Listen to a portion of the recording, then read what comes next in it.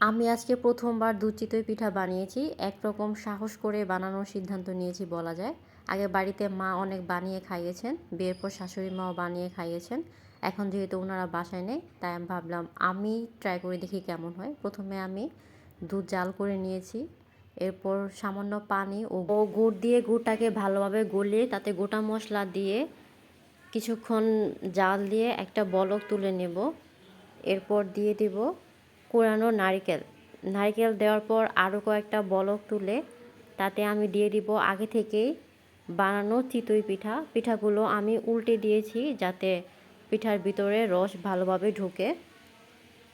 সবগুলো পিঠা দেওয়ার পর দিয়ে দিব জাল করে রাখা দুধ।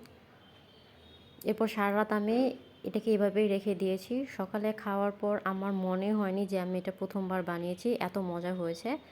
এটা যে কেউ বানাতে পারবে। আপনাদের সাথে দেখা হবে পরবর্তী কোনো ভিডিওতে। সবাই ভালো থাকবেন, সুস্থ থাকবেন। আল্লাহ হাফেজ। আর ভিডিওটি ভালো লাগলে অবশ্যই লাইক শেয়ার করবেন।